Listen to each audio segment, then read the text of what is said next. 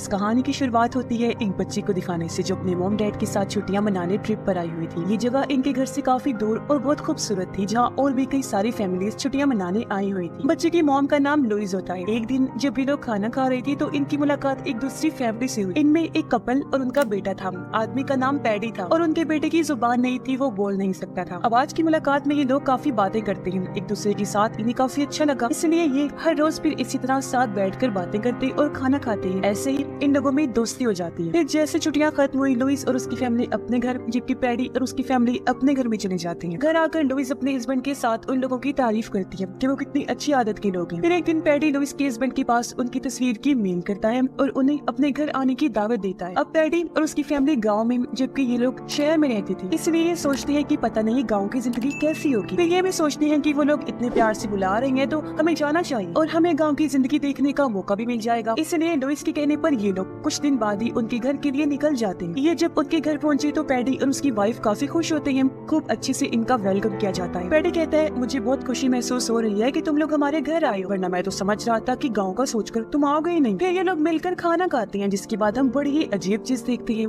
कि वो लुइस के हस्बैंड से कचरा पिकवाते हैं और जब वो बाहर गया डस्टबिन में फेंकने तो तभी उसके पास पैडी का बेटा एंट आ जाता है। वो उसे कुछ बताने की कोशिश करता है, शायद वो उसे समझाने की कोशिश कर रहा था कि मैं गूंगा कैसे हुआ, पर बेचारा बता ही नहीं पाता क्योंकि तभी यहाँ पैडी आकर उसे अपने साथ ले जाता है। रात को ये लोग काफी देर तक बातें करते रहते हैं। अब लुइस को यहाँ इतना अच्छा नहीं लग रहा था क्योंकि वो शहर की रहने वाली थी। वो अपने हस्बैंड को कहती है कि एक तो इनका घर इतना छोटा है, ऊपर से साफ भी नहीं रखा हुआ, मुझे तो बहुत बुरा लग रहा है यहाँ। लेकिन फिर भी जैसे तैसे वो एडजस्ट कर रही होती। अगले दिन पैडी इन्हें घुमाने जंगल में लेकर गया। वो इन्हें फिर जंगल के पास में झील में भी लेकर जाता है, जहाँ ये स्विमिंग करके काफी इंजॉय करती है। घर आने के बाद बाकी सब तो खुश थे, लेकिन लुइस का एक बार फिर से मुंह बन जाते हैं। वो कहती है, पता नहीं मुझे क्यों अच्छा नहीं लग रहा, ये झील में नहाना, जंगल में घूमना, ये सब क्या है। तब उसका हस्बैंड समझाता है कि देखो ऐसा कुछ भी अजीब नहीं है जैसा तुम्हें लग रहा है, वो दरअसल तुम सब कुछ पहली बार कर रही हो ना, इसीलिए तो ज्यादा मत सोचो। तभी इनके रूम में पैडी की वाइफ आती है। वो कहती है, तैयार रहना, आज शाम हम खाना खाने बाहर होटल में जाएंगे। वो जब ये कहकर गई तो लुइस अपनी सोच पर काफी अफसोस करती है कि मैं सच में ज्यादा ही सोच रही हूँ। ये लोग तो काफी अच्छे हैं, मेहमान नवाज है, हमारा कितना ख्याल रख रहे हैं। वो काफी खुश हो गई और जाने के लिए ये लोग तैयार हो जाते हैं। फिर जब ये जाने के लिए निकलने लगी तो इन्हें पता चलता है कि ये लोग बच्चों को साथ नहीं लेकर जा रहे हैं। एंट और लुइस की बेटी घर ही रहेंगी। बच्चों की देखभाल करने के लिए पैडी एक बेबी सिटर को बुलाता है जो उनका ध्यान रखेगा, पर इस वजह से लुइस को अच्छा नहीं लगता क्योंकि वो इस तरह अपनी बेटी को घर पर अकेला नहीं छोड़ सकती थी। उसका दिल घबरा रहा था,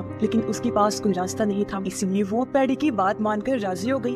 अपनी बेटी को अकेला छोड़कर उनके साथ चली जाती। ये लोग डिनर करने समंदर किनारे आए, जो जगह इन लोगों को काफी पसंद तो आई, लेकिन ये होटल बिल्कुल छोटा सा था। यह होटल का मालिक इनसे काफी अच्छे से बात करने की कोशिश कर रहा था, लेकिन उसका बर्ताव एकदम अजीब होता जा रहा था और वो ही इन लोगों के लिए मूवी के आगे बढ़ने से पहले चैनल को सब्सक्राइब करें।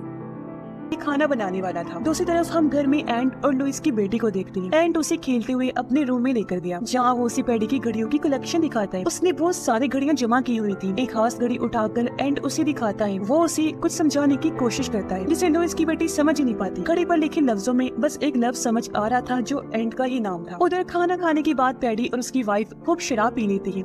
नशे की हालत में वो अजीब तरह डांस कर रही होती है। साथ ही उनकी बातें भी बहुत ही अजीबोगरीब थी, जिनसे लुइस और उसके हस्बैंड को काफी बुरा महसूस हुआ। फिर जब इनके जाने की बारी आई तो वो बड़ी आराम से लुइस के हस्बैंड के हाथ में बिल थमाकर बाहर चले जाते हैं। ये देखकर दोनों को फिर बुरा लगा कि मेहमान भी हम हैं और बिल भी हमसे ही दिलवाया जा रहा है, मगर एक बार फिर उनका बोलने का मुंह नहीं बढ़ता। उधर एंट और लुइस की बेटी जब सोने गई तो एंट उसे अपने जिस्म पर लगे चोटों के निशान दिखाने लगता है, पर तभी वो लोग पार्टी करके घर आ गए, इसलिए एंट जल्दी से लेट गया, सोने का नाटक करने लगता है। लुइस देखती है कि उनकी बेटी सो गई है, इसलिए वो अपने रूम में चले गई, जबकि पैडी और उसके हस्बैंड अपने रूम में चले जाते हैं। अब लुइस की अपने हस्बैंड के साथ बहस हो जाती है। वो कहती है कि ना तो मुझे ये लोग पसंद आ रहे हैं और ना ही इनकी हरकतें, मुझे बहुत बुरा फील हो रहा है, इसलिए चलो यहाँ से जितनी जल्दी हो सके, क्योंकि इतने टाइम से मैं बस एडजस्ट ही कर रही हूँ, यहाँ दिल से नहीं रह रही। इस पर उसका हस्बैंड कहते हैं, मेरी जान परेशान ना हो और रिलैक्स हो जाओ, जितनी जल्दी हुआ हम चले जाएंगे यहाँ से। फिर ये दोनों एक दूसरे को संभालते हैं, जिसके बाद सो जाती है, पर इन्हें छुपकर पैडी देख रहा होता है। आधी रात को लुइस की आंख खुली, उसे अपनी बेटी की फिक्र हो रही थी, इसलिए वो उसे चेक करने जाती है, पर वो ये देखकर काफी दंग रह गई कि उसकी बेटी तो एंट वाले कमरे में है ही नहीं जहाँ वो सो रही थी। लुइस घबराते हुए पैडी के रूम में गई चेक करने। वो देखती है कि उसकी बेटी पैडी और उसकी वाइफ के बीच में सोई हुई है और पैडी तो अजीब हालत में बिना कपड़ों के लेटा हुआ है। ये देखकर तो लुइस का दिमाग खराब हो गया। वो अपने बेटे को उठाकर जल्दी से अपने कमरे में आ जाती है। अपने हस्बैंड को कहती है कि उठो जल्दी, अब मैं एक सेकंड यहाँ यहाँ रुकने वाली नहीं हूँ, चलो मेरा खून खोल रहा है। उसका हस्बैंड उसकी बात मान लेता है और ये दोनों अपना सामान पैक करने लगे। फिर जैसी सुबह हुई ये लोग उनको बताए बगैर ही निकल जाते हैं। अब एक तरह से ये उस जंगल से निकल गई थी, पर तभी लुइस की बेटी को याद आता है कि मैं तो अपना टेडी खिलौना उनके घर पर ही भूल आई हूँ। अब वो अपने टेडी से बहुत प्यार करती थी, उसके बगैर रहती तक नहीं थी, इसलिए वो अपने डैड से जिद करने लगी कि मुझे अपना टेडी चाहिए। हालांकि उसकी माँ ने उसे समझाया कि बेटा जिद नहीं करते, लेकिन वो नहीं सुनती। इस बातचीत के दौरान इनका एक्सीडेंट होने वाला था, जिससे वो बाल बाल बचते। उसके डैड अपनी बेटी की जिद पर रुक नहीं पाते, तो उसकी बात मानकर वो गाड़ी वापस मोड़ लेते हैं और ये लोग फिर से उनके घर आ जाते हैं, जहाँ पैडी और उसकी वाइफ भी जा गई थी। पैडी उनसे पूछता है आखिर ऐसा क्या हुआ जो तुम लोग बिना बताए चले गए, आखिर किस चीज से भागी हो तुम, क्या हमारी मेहमान नवाजी में कोई कमी रह गई थी। तब लुइस का हस्बैंड कहता है लुइस ने कुछ ऐसा देखा है जो इसको पसंद नहीं आया। अब इससे ज्यादा वो कोई जवाब नहीं दे पाता, इसलिए लुइस को ही बोलना पड़ता है। वो कहती है कि कल रात तुमने मेरी बेटी को अपने कमरे में क्यों सुलाया था। ये सुनकर पैडी भी काफी हैरान रह जाता है, पर जब वो कोई जवाब नहीं दे पाता तो उसकी सफाई में उसकी वाइफ बोलती है। वो कहती है कि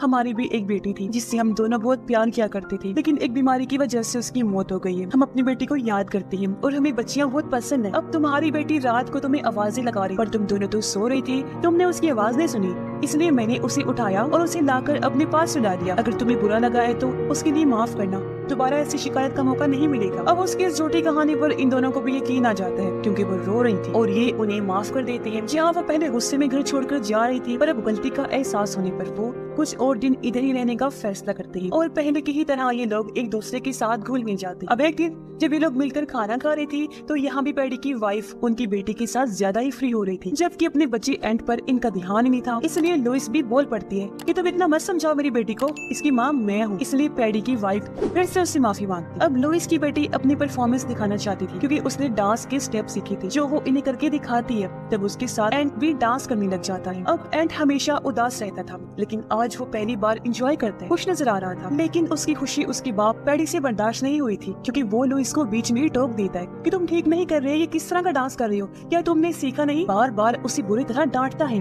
पर इस चीज को देखकर लुइस की बेटी काफी डर जाती है। जिसके बाद दोनों बच्चे फिर से डांस करने लगे, लेकिन इस बार भी जब एंट ने गलती की तो पैडी को फिर से गुस्सा आ गया। इस बार तो वो उसे अपना जूता फेंक के मारता है, जो देखकर लुइस को बहुत बुरा लगता है। इसलिए वो बोली पड़ी कि ये क्या कर रहे हो तुम, ये कोई तरीका है बच्चे से पेश आने का, क्या हो गया अगर उसने गलती कर दी तो, ऐसा नहीं करना चाहिए तुम्हें, बच्चे है वो। फिर लुइस अपने हस्बैंड को भी साइड में लेकर गई, कहती है कि मुझसे अब और बर्दाश्त नहीं हो रहा, मैं मजीद यहाँ नहीं रुक सकती, तो जल्द से जल्द चलो यहाँ से, क्योंकि अब तो ज्यादा ही चीजें खराब होती जा रही हैं। इसके बाद पैडी जाकर सो जाता है। तब मौके का फायदा उठाकर एंट उसके पास से चाबियां चुरा लेता है। फिर खेलने के बहाने वो लुइस की बेटी को लेकर एक शेड में जाता है। शेड का दरवाजा खोलकर अंदर आया, फिर एक खुफिया दरवाजा खोलकर उसे नीचे लेकर जाता है, जहाँ दुनिया भर की बहुत सारी चीजें पड़ी हुई थी। सामान वाले बैग्स थे, बच्चों की बैग्स थी, फोन थे, ग्लासेस थे, जूते थे और पता नहीं क्या कुछ था। बिल्कुल वैसे सामान की कलेक्शन थी जैसी पैडी के पास उन घड़ियों की थी। इसके बाद एंट उसे एक फोटो एल्बम दिखाता है, जिसमें पैडी और उसकी वाइफ की अलग अलग फैमिलीज के साथ तस्वीरें थी, और हर तस्वीर में पैडी और उसकी वाइफ के साथ अलग ही बच्चा था। उन्हीं में से एक तस्वीर में एंट भी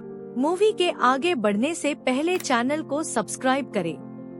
था, लेकिन इनके साथ नहीं बल्कि अपनी असली फैमिली के साथ, क्योंकि पैडी और उसकी वाइफ उसकी असली मॉम डैड नहीं थी, वहाँ उसकी जुबान भी थी, जिससे हम समझ पाते हैं कि उन लोगों ने एंट के साथ कुछ ऐसा किया कि उसकी जुबान नहीं रही, मतलब उन्होंने ही उसकी जुबान को काटा होगा, क्योंकि वो उनका असली बेटा नहीं था, इसलिए तो वो उसके साथ इतना बुरा बर्ताव करते थे। तो अब हमें बताया जाता है कि असल में ये दोनों कौन है। तो पैडी और उसकी वाइफ दोनों दरअसल सीरियल किलर है, मतलब ये पागल है और लोगों को बेरहमी से मार दिया करते हैं। ये नई नई जगहों पर ट्रिप्स पर जाते हैं, फिर वहाँ उन फैमिलीज को फंसाते हैं जिनका सिर्फ एक ही बच्चा हो, उनसे दोस्ती बढ़ाते हैं और उन्हें अपने घर में आने की दावत देते हैं। और जब वो फैमिली इनके घर आती है तो ये उनका सारा सामान और पैसा लूट कर उन्हें मार देते हैं, उनके बच्चे की जुबान काट देते हैं ताकि वो किसी को कुछ बता ना पाए, और उस बच्चे को अपने साथ रखते हैं। फिर उसे अगली ट्रिप पर लेकर जाते हैं और वहाँ से नया शिकार यानी अगली फैमिली को फंसाते हैं, जिसके बाद इस बच्चे को भी मार देते हैं और फैमिली के साथ वो सब चीजें रिपीट करते हैं, और इनकी ये साइकिल ऐसे चलती रहती है। और अब मरने की बारी एंड की है, साथ ही लुइस और उसकी वाइफ को लूट कर उन्हें भी मार देंगे ये लोग, और लुइस की बेटी को अपने पास रख लेंगे। फिर उसे भी वही सब बर्दाश्त करना पड़ेगा जो अब तक एंड करता आ रहा था। ये भी कुछ बोल नहीं पाएगी क्योंकि इसकी भी जुबान वो काट देंगे, लेकिन एंड बेचारा फिर भी बार बार इन्हें अलग अलग तरीकों से बचाने की कोशिश कर रहा था कि ये यहाँ से भाग जाए, लेकिन ये लोग समझ ही नहीं पाए। खैर लुइस की बेटी अपने फोन में सभी फैमिलीज की तस्वीरें ले लेती है और ये दोनों जल्दी से बाहर आ जाते हैं। फिर एंड पैडी के पास गया और बहाने से उसके पास चाबी वापस रख देता है। अब लुइस सोचती है कि मैं अपनी मॉम को कैसे सारी बात बताऊं, क्योंकि लुइस तो पैडी की वाइफ से बातें करने में मसरूफ थी। तो तब उसकी बेटी को एक आइडिया आया, वो खुद को एक पिन से से कट लगाकर अपना खून निकालती है और सबका ध्यान अपनी तरफ कर लेती है। उसने कहा कि मेरे कपड़ों पर पता नहीं कैसे खून लग गया है, इसलिए लुइस उसे वॉशरूम में लेकर जाती है। उसकी बेटी को मौका मिल गया था अपनी मॉम से बात करने का, इसलिए वो उन्हें उन फैमिलीज की सारी तस्वीरें दिखाती है और पैडी और उसकी वाइफ की सच्चाई भी बताती है, जो सुनकर लुइस की होश उड़ जाती है। पर वो अपनी बेटी को यही कहती है कि बेटा ऐसा कुछ नहीं है जैसा तुम सोच रही हो, ताकि उसकी बेटी परेशान ना हो। वो उससे रिलैक्स करती है, पर लुइस समझ जाती है कि कुछ भी ठीक नहीं, यहाँ तो बहुत बड़ी गड़बड़ चल रही है, ये बहुत खतरनाक लोग हैं और हम लोग बुरी तरह यहाँ पर फंस गए हैं। तभी लुइस बाहर आई, वो बहाना करती है कि मेरी बेटी बहुत घबराई हुई है, शांत नहीं हो रही, जो कहकर वो अपने हस्बैंड को भी अंदर लेकर जाती है, जहाँ लुइस उसे भी सारी फैमिलीज की तस्वीरें दिखाकर सच बता देती है। उसका हस्बैंड भी काफी दंग रह गया कि ये कितने खतरनाक लोग हैं, न जाने कितनी फैमिलीज को इन्होंने अपना शिकार बना लिया। पर इनके लिए हालात खराब थे क्योंकि ऐसे में ये भाग भी नहीं सकते थे, वो लोग बाहर जो बैठे हुए थे। तब लुइस कहती है हम उन लोगों से ये बहाना कर देते हैं कि हमारी बेटी को पहली बार फीमेल प्रॉब्लम आई है, ऐसे में हम आसानी से यहाँ से निकल जाएंगे। पर जाने से पहले लुइस अपने पास एक चाकू रख लेती है जो उनके काम आ सकता था उनकी हिफाजत करने के लिए। फिर ये लोग अपनी बेटी को लेकर बाहर आए, उनसे कहती है वो दरअसल हमारी बेटी पहली बार है, इसीलिए वो डरी हुई है, घबरा रही है, अपने घर जाना चाहती है। अब एक तरफ जहाँ ये लोग घर जाने की जिद कर रही थी तो पैडी इन्हें रोकने की पूरी कोशिश कर रहा था, पर ये लोग उसकी बात नहीं सुनती। इन्होंने फैसला कर लिया था, लेकिन जब भी लोग बाहर आए तो देखते हैं कि इनकी गाड़ी का टायर तो पंक्चर हो गया है। तब यहाँ पैडी कहता है कोई बात नहीं, टेंशन ना लो, मैं इसे 5 मिनट में ठीक कर दूंगा। पैडी इसके हस्बैंड को वहाँ लेकर जाता है जहाँ सारे औजार पड़े हुए थे। अब हालांकि वो साथ जाने से डर रहा था कि कहीं पैडी मेरे साथ कुछ करना दे, लेकिन पैडी औजार लेकर वापस आया और टायर ठीक कर देता है, यानी फिलहाल वो इनके साथ कुछ नहीं करता। पर जब ये लोग गाड़ी में बैठने लगी तो तभी इनकी नजर उनकी बेटी के टैडी पर जाती है, जो दीवार पर काफी ऊपर किसी ने रख दिया था। पैडी कहता है अरे यार ये जरूर एंड की शरारत होगी, जो कहकर वो सीढ़ी लगाता है और लुइस के हस्बैंड को ऊपर जाकर टैडी लाने को कहता है। पैडी अभी भी कुछ नहीं करता। लुइस के हस्बैंड टैडी लेकर आया, जिसे खुद अपने हाथों से पैडी उनकी बेटी को देता है। अब तक सब ठीक चल रहा था, लेकिन जैसे लोग गाड़ी में बैठकर यहाँ से जाने लगे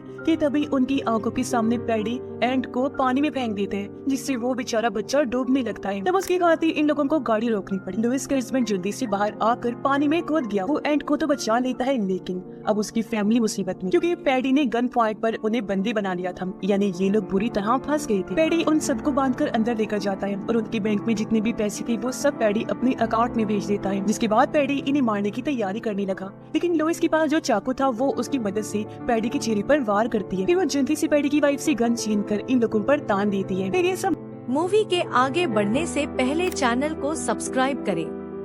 बाहर आई, पैडी और उसकी वाइफ को इस कमरे में बंद करके लॉक लगा देते हैं। ये लोग गाड़ी में बैठ के यहाँ से निकलने ही वाले थे कि तभी होटल का मालिक, जो दरअसल पैडी का भाई है, वो यहाँ आ जाता है, जो अपनी गन से इनकी गाड़ी पर शूट करने लगता है। ये लोग अपनी जान बचाने के लिए जल्दी से गाड़ी से उतरे और भागकर घर के अंदर आ जाते हैं और सारे खिड़की दरवाजों को इन्होंने मजबूती से बंद कर दिया था। पर पैडी का भाई उस रूम में आकर ताले को तोड़ देता है। पैडी और उसकी वाइफ को बाहर निकालता है, यानी इंसान के रूप में छुपे हुए ये जानवर एक बार फिर से आजाद हो गए थे। ये लोग सबसे पहले घर की लाइट्स ऑफ कर देते हैं ताकि हर तरफ अंधेरा छा जाए। और जैसा कि पैडी और उसकी वाइफ को पता था कि घर के अंदर जाने का कौन कौन सा रास्ता है, तो उन रास्तों की मदद से ये तीनों घर के अंदर घुस जाते हैं। जैसे पैडी आगे बढ़ा, उसके सामने लुइस आ गई। उसके हाथ में तेजाब था जिसे वो पैडी के ऊपर डाल देती है और बच्चे को लेकर बाहर की तरफ भागने लगती है। पैडी का भाई जैसे सामने आया, लुइस का हस्बैंड उस पर हमला कर देता है। इन दोनों की लड़ाई शुरू हो गई, पर पैडी का भाई उसे पकड़कर काबू कर लेता है और जान से मारने की कोशिश करता है। लेकिन तभी पीछे से लुइस आ जाती है। वो उसके सर में हथौड़ी घुसा कर हमला कर देती है,